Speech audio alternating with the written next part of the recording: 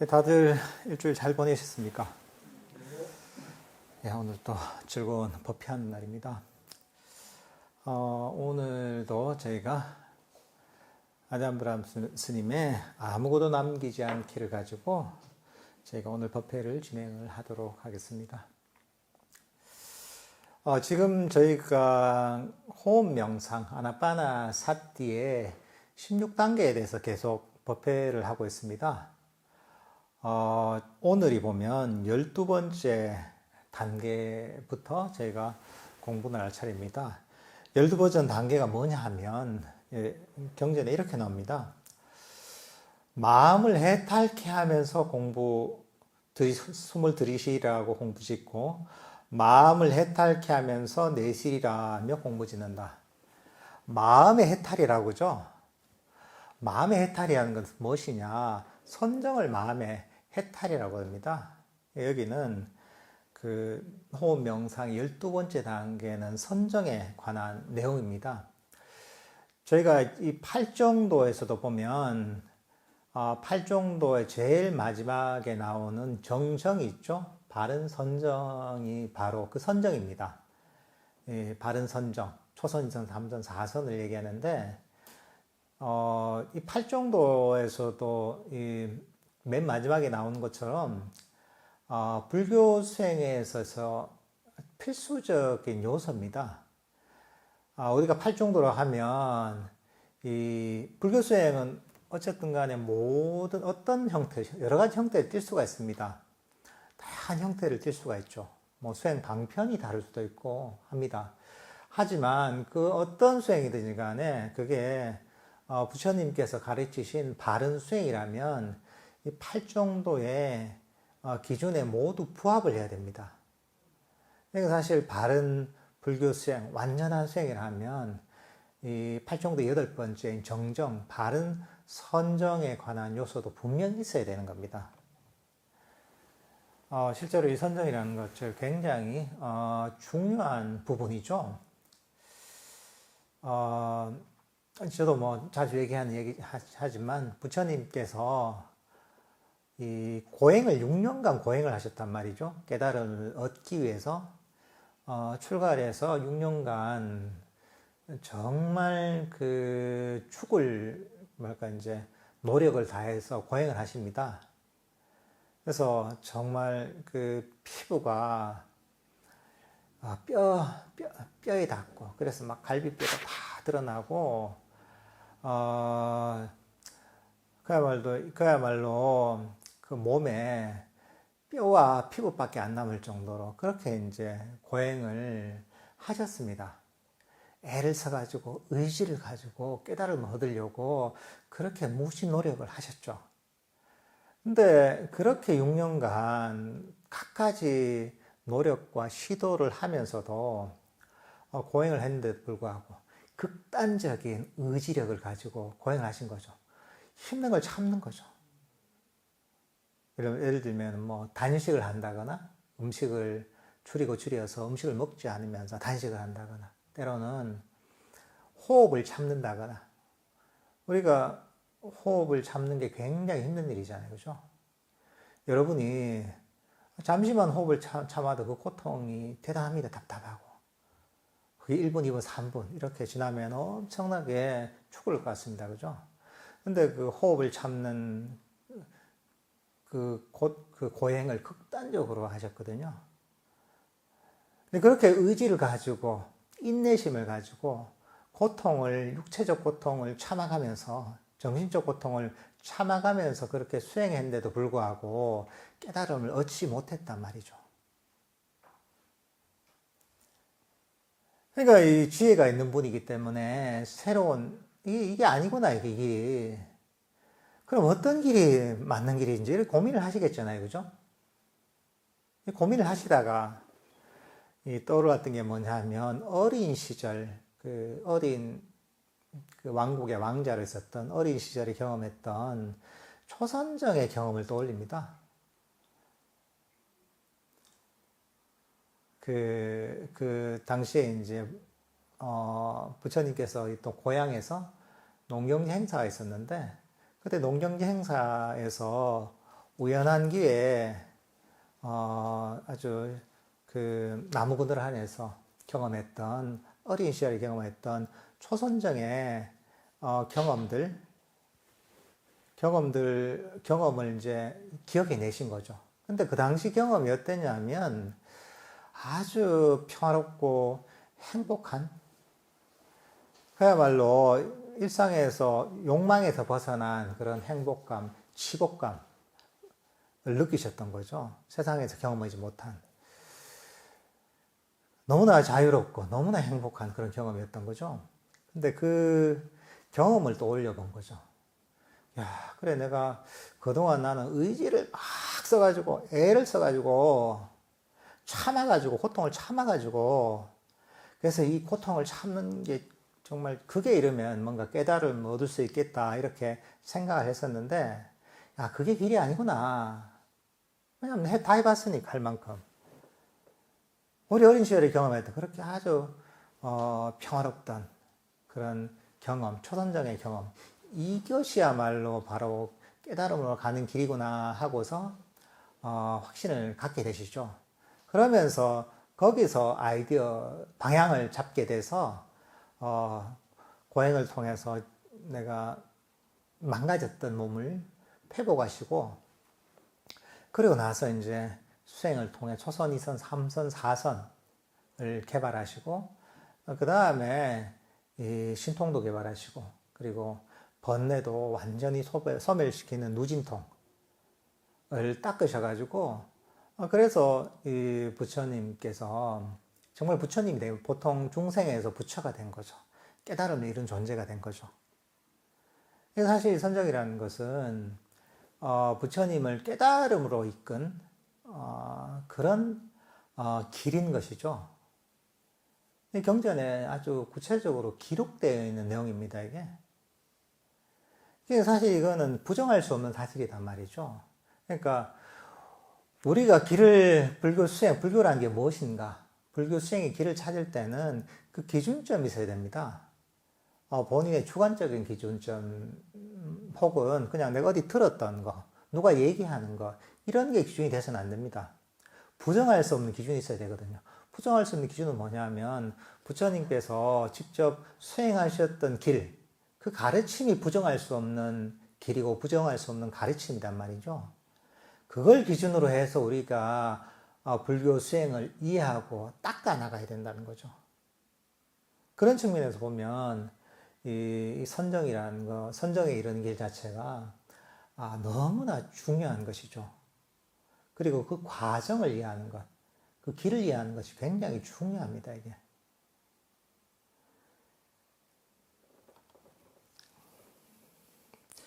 여기서 이제 그 사선정에 대해서 한번 그 경전에서 설명한 걸 한번 읽어보겠습니다. 경전을 인용한 걸 한번 읽어보겠습니다. 비구들이여 4가지 선이 있다. 무엇이 넷인가? 비구들이여, 여기 비구는 감각적 욕망들을 완전히 떨쳐버리고 해로운 법들을 떨쳐버린 뒤 일으킨 생각과 지속적인 고찰이 있고 떨쳐버렸음에서 생긴 희열과 행복이 있는 초선에 들어 머문다. 일으킨 생각과 지속적 고찰을 가라앉혔기 때문에 더 이상 존재하지 않으며 자기 내면의 것이고 확신이 있으며 마음의 단일한 상태이고 일으킨 생각과 지속적 고찰이 없고 삼매에서 생긴 희열과 행복이 있는 이선에 들어 머문다. 희열이 빗발했기 때문에 평온하게 머물고 마음 챙기고 알아차리며 몸으로 행복을 경험한다. 이 선 때문에 평온하고 마음 챙기며 행복하게 머문다 하고 성자들이 묘사하는 삼선에 들어 머문다. 행복도 버리고 괴로움도 버리고 아울러 그 이전에 이미 기쁨과 슬픔이 소멸하였으므로 괴롭지도 즐겁지도 않으며 평온으로 인해 마음 챙김이 청정한 제4선에 들어 머문다. 이렇게 이제 초선, 2선, 3선, 4선을 경전에서 설명을 하고 있습니다. 근데 이제 이 선정이라는 것 자체가 보면 그 앞 단계가 뭐냐 하면 우리가 그 니미따에 관한 것이거든요. 니미따가 뭐냐 하면 일종의 우리의 순수한 마음의 반영이죠. 다섯 가지 감각, 영역, 오감이 사라지면 마지막 남은 것은 오감을 제외한 순수한 마음의 영역입니다.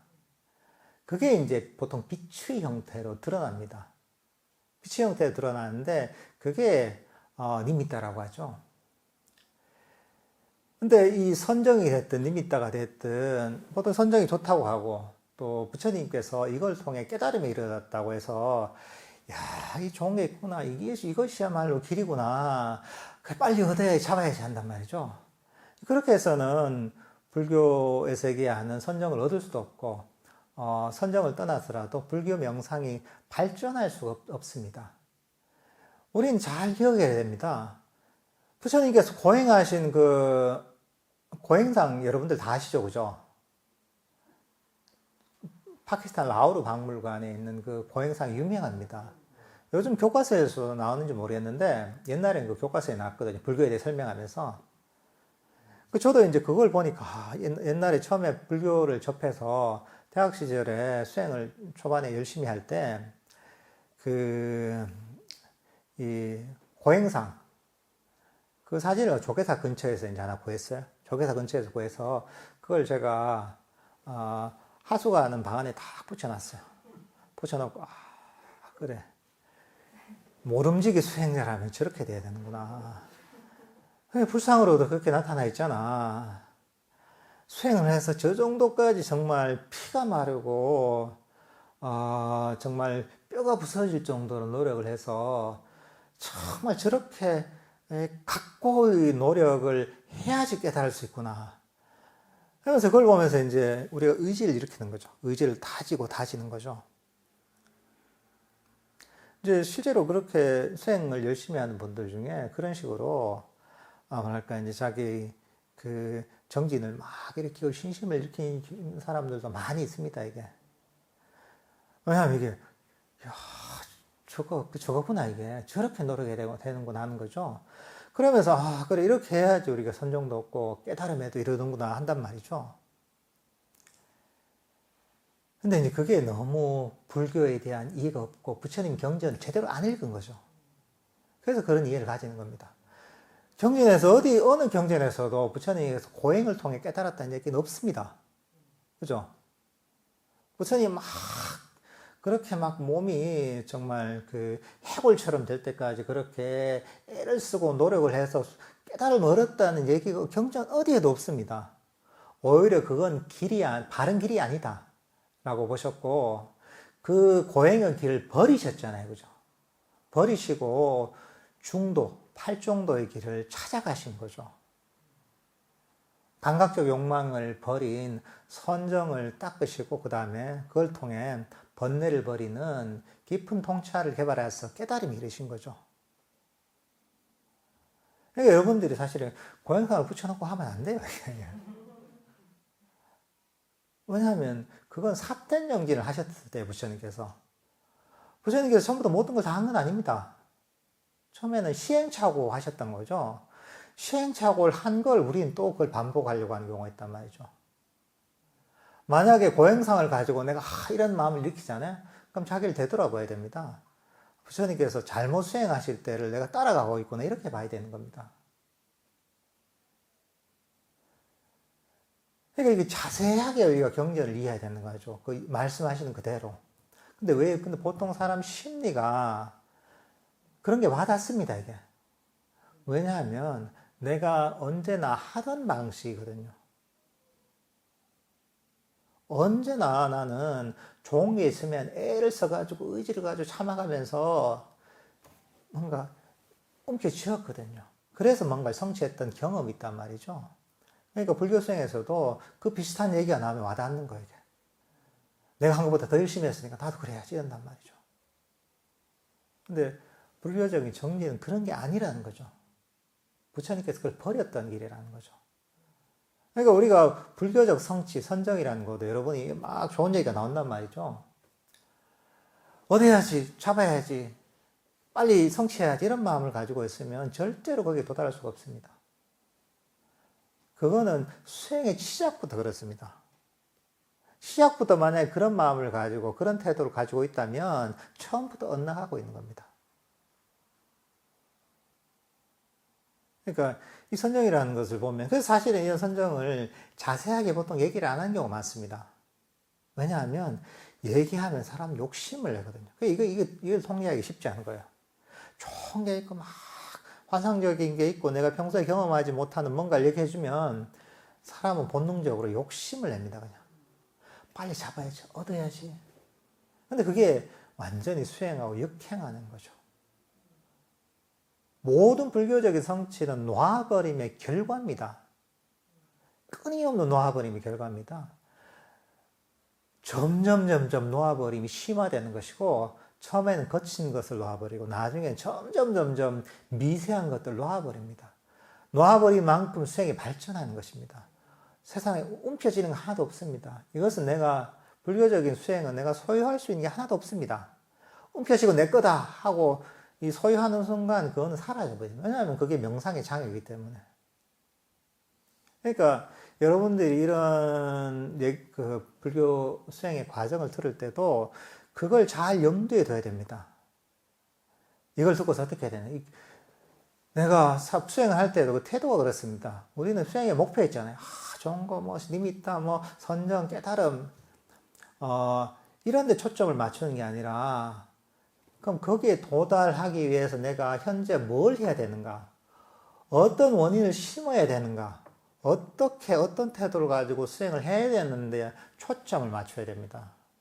그래야지 엇나가지가 않습니다, 이게. 근데 수행의 경지, 이것만, 좋은 걸로 해서 생각하면 그냥 그건 욕심의 대상이 되어버리고, 삿된 정진, 잘못된 정진, 욕심을 가지고 얻으려는, 의지를 가지고 밀어붙여서 얻으려는 이런 식으로 수행을 하기가 되게 쉽습니다, 이게. 이거를 잘 염두에 둬야 됩니다. 여기서 호흡 명상을 가지고 해서 호흡 명상, 우리가 호흡을 알아차리면서, 또는 쉬면서 탐진치를 내려놓습니다. 그리고 단순히 그냥 호흡만 하는 게 아닙니다. 그 과정에서는 이 두 가지 일종의 첫 번째는 계를 바탕으로 해야 됩니다. 우리가 오계라고 하죠. 살도망조, 살생하지 말고 도둑질하고 쭉 있잖아요. 일종의 이제 덕 있는 삶을 사는 것. 그런 바른 인격적인 행동, 언행을 하는 것. 일단 이게 중요합니다. 이게 바탕이 안 되면 아무리 수행해도 소용없습니다. 나도 맨날 수행을 하고 5시간, 6시간, 7시간 앉아서 자선하는데 옆에서 도반이 막 조금만 뽀시락거리면 막 화가 나서 막 뭘 한다거나, 또는 집안에서 명상하는데 남편이 좀 귀찮게 하면 막 성을 낸다거나, 이건 어떻게 보면 벌써 계획가 지켜지지 않은 거예요. 그러니까 이 부드럽고 친절한 어떤 행동, 말이 바탕이 돼야 됩니다, 이게. 그게 없으면 기본적으로 계획가 지켜지지 않는 겁니다, 이게. 그러면 이제 사실은 수행의 기초가 사실은 제대로 형성이 안 된 겁니다. 그렇게 맨날 5시간, 6시간 앉아도 기초가 탄탄하지 않기 때문에 그 수행이 제대로 될 수가 없습니다, 이게. 그래서 사실 우리가 계를 가르치고 또는 마음을 여유롭고 따뜻하게 만들기 위해서 이 자해 명상을 하는 겁니다. 그게 바탕이 되면 내가 마음이 부드럽고 따뜻해지고 포용적이고 여유로워집니다. 그리고 나의 에고를 그런 계랄까 덕 있는 어떤 언행들이 에고를 많이 약화시켜 줍니다. 무엇이든 마찬가지입니다. 재물로 하는 무엇이나 행동을 하는 무엇이나 또는 남들에게 편안함을 주는 그런 하는 언행을 통한 무엇이라든가 이런 것들도 보면 나의 에고를 약화시켜 주는 겁니다. 그런 바탕이 있어야 됩니다. 이것도 우리가 호흡 명상을 하면서 호흡 알아차리 이것만 생각해서는 안 됩니다. 이것도 하나의 요소인 거예요, 이게. 탐진치를 가라앉히기 위해서. 8정도가 있잖아요. 8정도를 나눠보면 계정의 3개로 다 나뉩니다. 그러니까 보면 계의 상황이 뭐냐면 정어, 정업, 정명, 세 가지가 보면 벌써 개에 들어가는 겁니다. 8분의 3입니다. 그러니까 수행에 있어서 8분의 3이 사실은 이게 개의 측면인 겁니다. 덕 있는 언행을 하는 것. 그게 굉장히 중요한 겁니다. 그래서 순수하고 좀 따뜻한 또 뭐랄까 이제 배려심 있는 이런 사람들을 보면 수행하기 쉽습니다. 왜냐하면 벌써 이제 8분의 3이 그냥 자연적으로 갖춰져 있는 거거든요. 이게 너무나 중요합니다. 근데 잘못 수행을 하다 보면 우리가 특히나 수행하던 사람들이 이기적인 사람이 많습니다. 저도 수행하는 사람 많이 봤죠, 이제. 화두를 가지고 우리나라에서 수행을 하든, 초기 불교, 비파사나 수행을 하든지 간에 온갖 사람들이 많습니다. 근데 거기에는 많은 경우에 되게 이기적인 행동을 하는 사람이 많습니다. 내가 수행을 잘해가지고 내 걸 빨리 얻어야 되거든. 그 조금만 옆에서 방해되면 이게 싫은 거야. 내 거 챙겨야 되는데 옆에서 뭔가 방해하고 신경 쓰이니까. 근데 그게 자기는 수행을 잘한다고 생각해요. 방해된 요소를 없애고 내가 내 하는 수행에 더 시간을 보내고 더 집중할 수 있으니까 천만의 말씀입니다. 예를 들면 다 하는데 나는 예를 들면 우리가 법당에서 우리가 청소를 한다 이러면 청소 남들하고 난 수행하자 이런 말이죠. 예를 들면은 근데 그게 내가 한 30분, 1시간 수행을 더 할까 돼서 내가 수행을 더 잘할까 그렇지 않습니다. 그 마음의 뿌리는 뭐냐면 우리 모든 번뇌의 뿌리인 에고에서 나는 거거든요. 내가 내 걸 챙기기 위한, 내 걸 뭔가 얻기 위한 욕심에서 나오는 거거든요. 그러니까 사실은 그걸 잘 알아야 됩니다. 내가 그런 마음이 일어날 때가 있잖아요. 내가 내 걸 챙기기 싫고, 내가 남들한테 방해가 되기 싫고, 내 시간 뺏기기 싫다 이런 마음 있잖아요. 그럴 때마다 내 에고가 발동을 하는구나. 내 수행의 장애가 발동하는구나. 그래서 부처님께서 개를 가르치셨지. 그렇게 부처님께서 덕이 있도록 자비를 가르치셨지 하면서 그 마음을 잘 살펴보면서 그것을 버려야 됩니다. 그 반대로 마음을 잃게 되는 거죠. 그러니까 이제 오히려 남들한테 따뜻한 언행을 하는 것 또는 자기 중심이 아니라 도반이 있지만 도반을 오히려 배려하는 것 이런 것들이 보면 또는 보시를 하는 것 그게 시간이 됐든 노력이 됐든 이런 것들이 오히려 자기 수행에 엄청난 도움이 되는 겁니다. 이게 팔정도에 있어서 계를 닦는 겁니다. 덕행을 닦는 겁니다. 근데 이제 사람들이 보면 부처님 가르침을 단순히 테크닉으로 이해하기 때문에 화두를 든다, 호흡 생각한다, 호흡 좌선하면서 시간을 채우는 거 이것만 수행을 하다 보니까 이 8정도에서 8분의 3을 놓쳐버리게 되는 거죠. 8분의 3을 놓치는데 어떻게 수행이 되겠어요? 그러니까 이것도 굉장히 중요하게 여겨야 됩니다. 이게.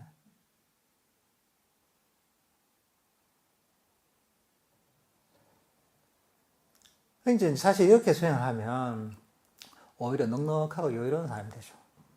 배려를 하는 사람이 되죠. 근데 잘못하게 되면 쥐밖에 모르는 사람이 되는 거예요. 수행하다 보면.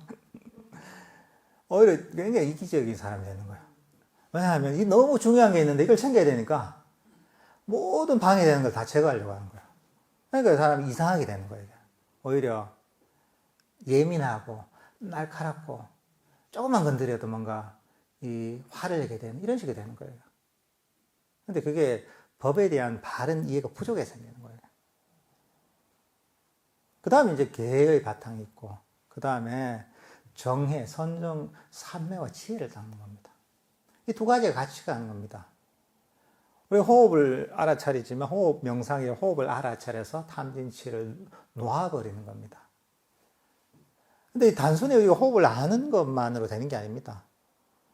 우리 호흡 명상을 하면서 호흡을 안다고 해서 계속 호흡이 알아차려지면서 다른 탐진치가 가라는 게 아닙니다.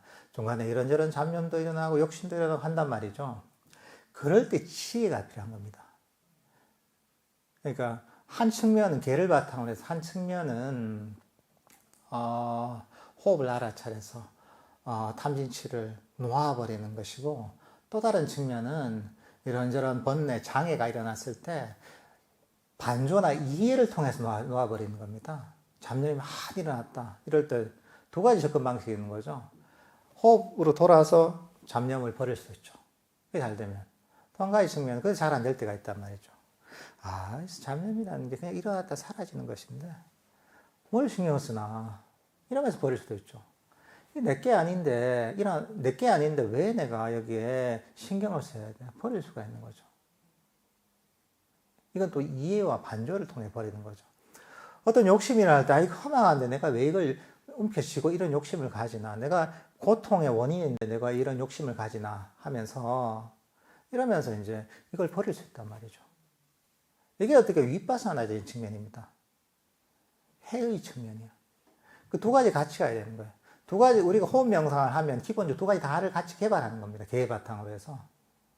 여기 호흡을 쭉 하다 보면 호흡이, 점점 많이 알아차리게 되죠. 처음에는 잡념도 많이 일어나고 하지만 시간이 지나면서 호흡을 잠시도 놓치지 않고 알아차리게 되고, 좀 지나다 보면 호흡을 알아차리는 것이 굉장히 행복해지고, 그러면서 몸에 대한 인식도 사라지고 소리도 안 들리고 주위에 5가지 감각 영역이 점점 사라지게 됩니다. 그러다가 나중에는 내가 알아차리던 호흡마저도 사라지게 됩니다. 그렇게 되면서 마음이 어떻게 보면 점점 5가지 감각 영역에서 벗어나고 마음이 점점 깨어 있으면서 이 순간에 멈추게 됩니다. 호흡 명상을 한다고 호흡을 쫓아가는 게 아닙니다. 호흡을 통해서 내 마음이 멈추는 겁니다. 멈추면 어떻게 되냐 하면, 마음이 멈추면 정신적 에너지가 점점 모입니다. 멈춤에서 정신적 에너지가 충전됩니다. 그리고 정적 에너지가 충전되면서 마음이 밝아지고 깨어납니다. 마음 챙김이 거기서 강해지는 겁니다. 점점 이러다 보면 나중에는 호흡, 알아차리던 호흡마저도 인식에 사라집니다. 그리고 그러면 5가지 감각 영역이 사라지고, 보통 이 5가지 감각 영역이 사라져야지 순수한 마음이 드러납니다. 순수한 마음의 영역이 있죠. 그럼 그게 이제 빛의 형태로 보통 나타납니다. 이걸 니미떼라고 합니다. 이거는 어떻게 보면 5가지 감각 영역, 아니비설 신의 그런 감옥에서 벗어나는 것 같습니다. 이런 감옥에서 벗어나니까 우리가 감옥에서 추락하면 자유를 느끼는 것처럼, 그런 평소에 내가 경험해 보지 못했던 그런 순수한 마음의 영역이 드러나는 겁니다. 근데 이 과정은 전부 놓아버림의 과정입니다. 호흡을 그러니까 개를 통해서 놓아버리고, 기본은. 그리고 호흡을 알아차리면서 놓아버리고, 그리고 이 번뇌에 대한 이해, 반조를 통해서 놓아버리고, 끊임없는 놓아버림의 과정입니다. 이걸 통해 이제 사실 니미tta가 등장하는 것이고, 니미tta 등장해서도 마찬가지입니다. 그때도 보면 이제 이 명상이 발전하면서 좀 더 정제되고 좀 더 행복한, 좀 더 뭔가 가치 있는 대상이 등장합니다. 니미tta도 마찬가지죠. 평소에 경험해 보지 못했던 그런 평화와 행복을 경험하게 됩니다. 그런 아름다움을 경험하게 된단 말이죠. 그럼 그럴 때 우리가 좋은 게 있으면 어떻습니까? 이거 좋은데 움켜잡게 되잖아요. 사라지면 안 되는데. 때로는 처음 경험해 본 것이기 때문에 그런 것들이 두렵게 느껴지기도 하죠. 그러면서 마음이 흔들리게 됩니다. 근데 우리는 이때도 마찬가지로 좀 더 섬세하게 놓아버려야 됩니다. 좋은 게 있어도 움켜쥐려는 마음을 놓아버려야 됩니다. 두려움이 있어도 두려움마저도 놓아버려야 되는 거죠. 그러면서 마음을 이 자리에 멈추는 겁니다. 결국은 마음을 이 자리에 멈추잖아요. 동상처럼 마음을 이 자리에 놓아버리는, 의지를 통해 멈추는 게 아닙니다. 멈춰야지 이렇게 해서 멈출 수가 없습니다. 우리가 자주 하는 얘기지만, 이 물이 들어있는 컵을 들어서, 들고 있다 보면 이게 들어서 이 컵 속에 있는 물을 멈추려고 하잖아요. 이게 멈춥니까? 손은 항상 떨립니다, 이게. 미세한 진동이 있습니다. 오래 잡고 있으면 힘이 들어서 손이 떨리고, 손이 떨리면 컵 속에 물이 떨립니다, 이게. 마찬가지로 의지를 가지고 우리 마음을 멈추려는 건 이거와 똑같습니다. 불가능한 겁니다. 근데 진짜 완전히 멈추려면 어떻게, 이걸 놔버려야 되는 거죠. 이렇게 통 놔버리면 의지를 버리는 거죠. 그러면 이제 시간이 지나면 저절로 컵 속에 물이 멈추게 됩니다. 이렇게 이제 마음을 멈추는 겁니다. 놓아버림을 통해서. 이 마음을 멈추면 어떻게 되는가? 움츠심을 놓아버리잖아요. 두려움을 놓아버리잖아요. 그러면 그러면 이 나타났던 리미터도 점점 밝아지고 점점 안정화가 되고 점점 아름다워집니다. 이게. 아무리 내가 그걸 밝게 만들려고 하고 또는 아무리 내가 안정되게 만들려고 해도 그렇게 하면 할수록 사실은 리미터가 더욱더 희미해지고 결국은 사라지게 됩니다. 욕심을 가지고 의지를 가지고 마음을 움직여 버리거든요. 의지는 기본적으로 내 마음을 통역시킵니다. 움켜쥐는 겁니다. 의지의 바탕은 무엇이냐? 욕심이 의지의 바탕입니다. 그러니까 이제 이걸 가지고는 마음을 멈출 수 없는 거죠. 근데 움켜질 건 놔버리고 포기야 하잖아요. 이 자리에 만족하잖아요. 그러면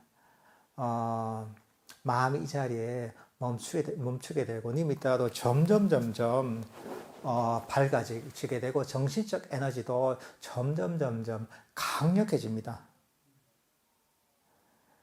점점 강력해서 이게 임계점에 이르게 됩니다. 이게. 그러니까 우리가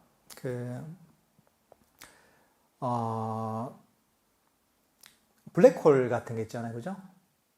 블랙홀도 보면 어느 정도 블랙홀에 점점 들어가다 어느 일정한 경계에 들어가면 거기서부터는 블랙홀에서 빠져나올 수 없다고 하잖아요. 그게 무슨 그 뭐죠? 내가 까먹었는데 용어를 무슨 지평선인가 뭐 하는 게 있잖아요. 이게 뭐라 하죠 이게? 그런 게 있습니다. 그 블랙홀도 보면 어느 정도 점점 블랙홀에 가까워지다 어느 정도 일정한 경계에 들어가면 그 이상 들어가 보면 거기서 그 블랙홀 속으로 빠져들어가 버린다. 거기서 빛도 빠져나올 수 없게 되는 거죠. 거기는. 마찬가지로 약간 비슷한 현상이 일어납니다. 이게. 그러니까 아주 마음이 멈춰서 리미터가 아주 밝아지고 강력해지고 행복은 더 극대화되다 보면 어느 순간에 내 자신이 나의 존재가 이런 어떤 리미터 속으로 빨려들게 되는 경험을 하게 됩니다. 그게 이제 블랙홀 속으로 빨려드는 느낌이 들기도 하고 때로는 그게 완전히 자기 존재를 감싸게 되기도 하는 거죠. 그렇게 되면 그 경험은 어떤 것이냐면 나의 존재가 일종의 에고가 사라지는 그런 경험입니다. 나의 모든 것들이 사라지는 그쪽으로 빨려들면서 사라지는 거죠. 이제 그럼 어떻겠습니까? 내가 일종의 이거는 정신적인 죽음 같은 느낌이죠, 사실 이게. 내가 그냥 거기서 빨려 들어가 다 가버리니까. 그러면 이제 보통 사람들은 당황을 하게 되죠. 야, 이러면 안 되겠다 하면 정신 차려야 되지. 내가 이러다 죽겠다 하는 생각이 드는 거죠. 그러면서 보통 거기서 튀어나오게 되는 경우가 많습니다. 쭉 들어가도 안 되겠다 하는 거죠. 통제를 하는 거죠, 이게. 근데 사실은 그게 빨려드는 게 이상하게 되는 게 아닙니다. 이제 그게 선정이 드는 과정입니다. 아주 독특합니다, 이게. 이제 그럴 때는 어떻게 되느냐. 그럴 때는 가만히 진행되도록 내버려야 되는 겁니다. 내가 사라져도 나는 그대로 평화롭게 있는 겁니다. 그게 참 힘든 거죠, 이게.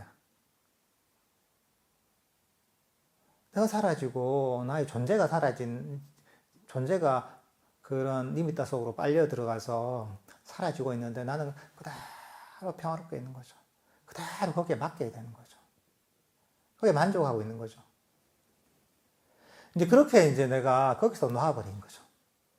포기하고 놔버리고 그냥 거기에 맡기는 거죠, 과정에.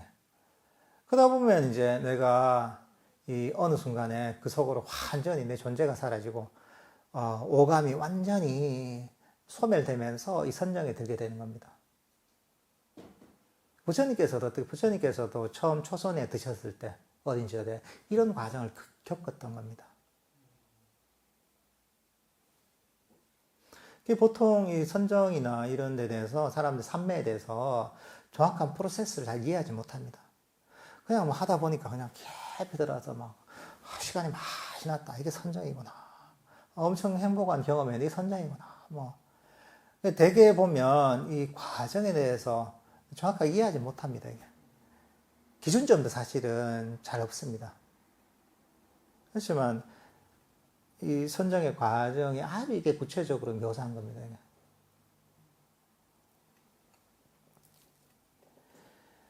이제 그렇게 되면 이제 우리가 팔정도 얘기하는 그 선정에 들게 되는 거죠. 초선정에 들게 되는 거죠.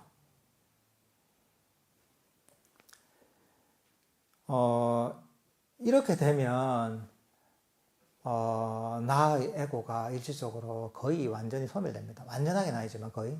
그리고 5가지 장애가 완전히 사라지는 거죠. 일시적으로지만. 그리고 오감의 세계로부터 완전히 차단되게 되는 겁니다. 결국은 이 5가지 감각 영역이 사라지면 굉장한 행복의 경험하게 됩니다.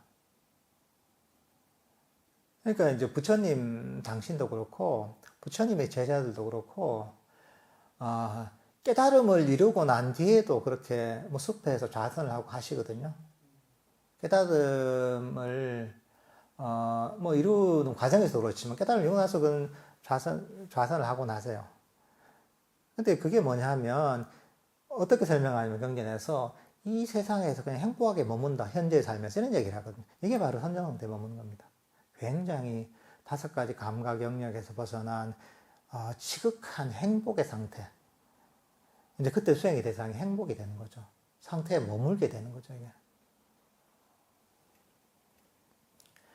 근데 이제 이 선정이라는 데 이르는 통로가 바로 니미타라는 거죠. 근데 이 과정에서 보면 우리는 그런 두려움과 흥분들을 극복해야 됩니다.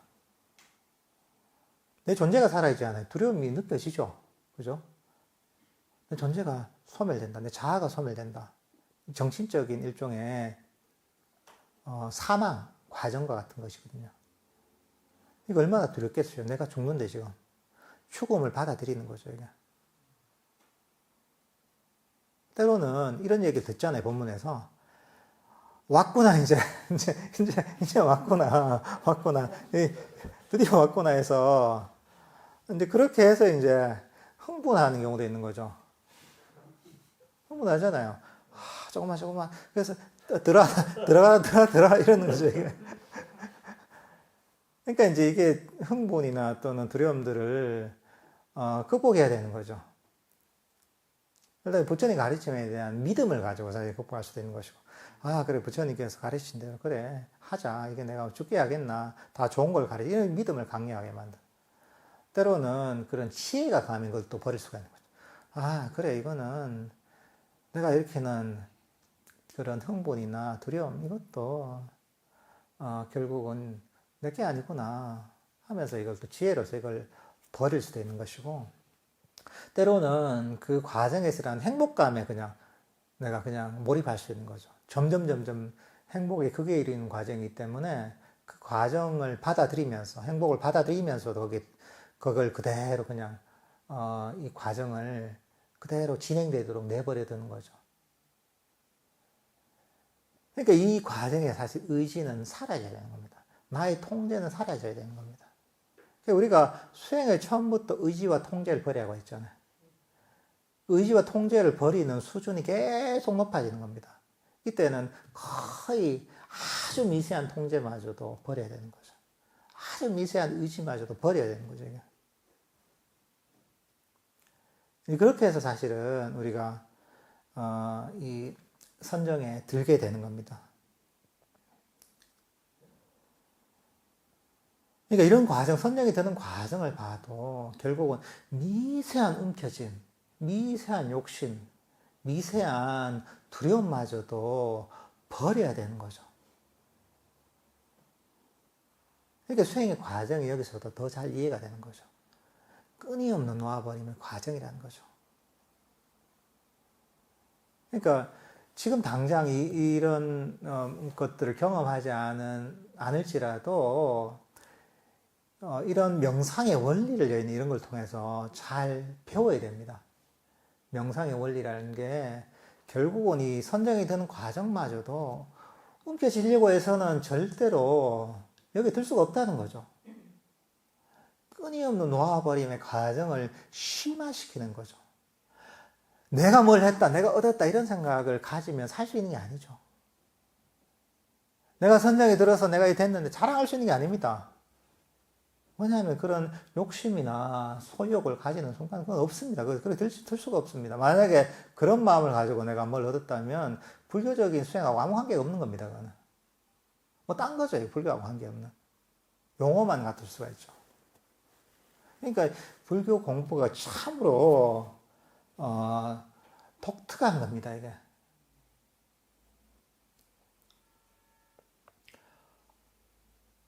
다른 세상의 모든 것들은 보면 좋은 게 있으면 의지를 일으켜서 움켜쥐어서 내가 얻는 겁니다. 이게. 좋은 게 있네. 애써가지고 얻어야지. 의지를 움직이는. 세상의 모든 게 그렇습니다. 우리 마음 쓰는 게 다 그렇습니다. 근데 우리 정신적인, 중생들의 정신적인 경향성 또는 본능을 거스르는, 직관을 거스르는 방향으로 우리의 마음을 계속 개발하는 겁니다. 불교라는 게 정말 버려야 얻는 종교입니다. 수행, 명상입니다. 얻으려고 해서는 아무것도 성취되는 게 없는. 근데 물론 이 단순한 기능이 아니죠. 구체적인 방법론들이 있죠. 아주 단계적인 방법론들, 놓아버림의 방법론들 있죠. 그게 바로 팔정도고 개정의 사막인 겁니다. 사마타 위파사나고 이게 호흡 명상인 겁니다. 그러니까 이 원리를 잘 이해하는 게 너무나 중요한 겁니다. 여러분들께서도 선정 뭐 뒤 쭉 나오거든요. 있어도 좋아서 잡아야지, 얻어야지 이런 마음을 가지면 안 됩니다. 그럴 때마다 우리가 이 명상에 진행될 원리 이해야 되는 거야. 그래. 잡으려고 하는 게 아니라 그래, 이 욕심을 놔버려야지, 이 순간에. 이 마음을 가져야 됩니다. 뭔가 내가 니미타에 대한 얘기나 니미타를 빨리 얻어야지 하잖아. 그럴 때마다 내 마음을 반조해서 얻으려는 이 욕심을 버리는 게 그런 걸 얻는 길이지 하면서 마음을 돌려야 됩니다. 끊임없이 자기를 가르쳐야 됩니다. 보통 제대로 배우지 않으면 좋은 얘기만 하면 움켜쥐려고 합니다. 우리가 놓아버림, 예를 들면은 저런, 아잠 브람 스님이 쓴 놓아버리기라는 책이 있잖아요. 명상서 제가 번역한. 그 책을 보고서도 그 책은 어떻게 보면 제목이 놓아버리기입니다, 제가. 근데 그 책을 보고 다들 좋다고 얘기해요. 근데 좋다고 얘기해서 온 사람들의 거의 99.9%가 제 책을 이해를 못하고 옵니다. 왜냐하면 다 좋은 게 있는데 그걸 움켜쥐는 방향으로 생각하는 거야. 좋은 게 있으니까 나도 얻어야지, 성취해야지 이런 마음은. 근데 그걸 오해하고 곡해한 거죠, 그 내용을. 그러니까 바르게 이해하지 못하면 그런 식으로 똑같은 이제 바른 법을 가르쳐도 그런 식으로 이해합니다. 그러니까 이제 바른 법에 대한 이해, 정견을 갖추는 게 너무 중요하죠. 그리고 가르치고 나서도, 배우고 나서도 계속 제자리로 돌아옵니다. 그래. 계속 가르쳐야 되는 겁니다. 했다가 놓아버려야지. 본문 들으면 하다가 수행할 때 또 움켜쥐어요. 또 놓아버려라 하면 또 놓아버리는데 또 수행할 때 움켜쥐어요.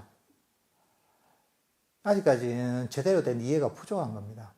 끊임없이 자신을 법을 통해 가르쳐야 됩니다. 그게 윗바사나입니다. 그게 가르쳐서 놓아버리는 게. 그러니까 이걸 너무 잘 이해해야 됩니다. 왜냐하면 자꾸 강조한 이유가 뭐냐면 거의 절대다수의 사람은 수행하면서 뭔가 얻으려고 움켜쥐려고 합니다. 정신적인 뭔가 재산을 늘리려고 하는 경우가 많습니다. 이걸 성취해서. 그러니까 이거 일종의 이제 반대급부를 바라는 마음들이 있습니다. 내가 이렇게 시간을 투자했는데 내가 뭘 얻어야지. 내가 이렇게 희생을 했는데 뭘 얻어야지. 내가 이렇게 좌선을 했는데 얻어야지. 남들한테 자랑할 만한 게 있어야지. 남들보다 나은 게 있어야지 한단 말이죠. 이제 그게 세속에서 돈을 더 많이 벌어야지. 내가 더 좋은 물건을 더 가져야지 하는 거하고 다를 바가 없습니다. 똑같은 욕망을 일으키는 겁니다.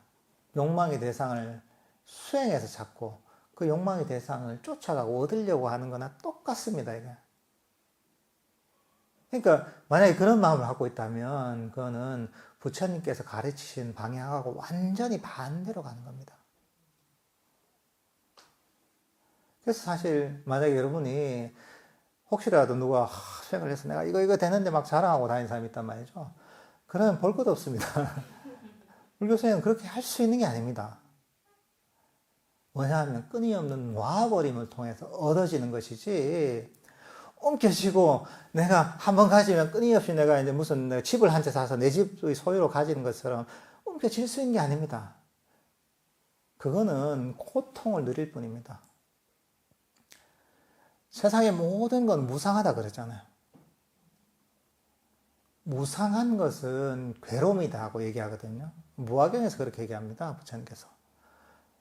여러분 언뜻 이해가 안 되죠. 왜 무상한데 이거 괴로움이지? 왜 그렇게 통하는 거지? 이해가 안 될 수 있단 말이죠. 내가 소중하게 여기는 거 있잖아요. 그것들은 무상한 것이기 때문에 소중한 것이 사라지면 어떻습니까? 괴롭죠. 그런 겁니다. 여러분이 움켜쥐고 소중하다고 여기는 게 있으면 그건 결국 괴로움을 일으키는 겁니다. 여러분 물건도 내가 정말 아끼는 내가 백이 하나 있다. 내가 정말 좀 격식 있는 자리에서만 들고 다니는 비싼 백이 하나 있단 말이에요. 백이 하나인데 그게 거기에 뭐 김치 국물 확 쏟아가지고 다 물들어 때린다. 냄새가 확 난 다음에 어떻습니까? 괴롭죠, 그죠? 왜냐하면 내 거라고 하고 내 소유라고 움켜쥐고 있기 때문에 그게 손상됐을 때 괴로운 겁니다. 그걸 잊어버리면 어떻습니까? 더 괴롭죠, 그죠? 근데 그게 아니라 내가 종이백이다. 종이백에 김치물을 쏟는다고 해서 여러분들 괴롭지 않습니다. 움켜쥐고 있지 않거든요. 그냥 활용할 뿐이거든요.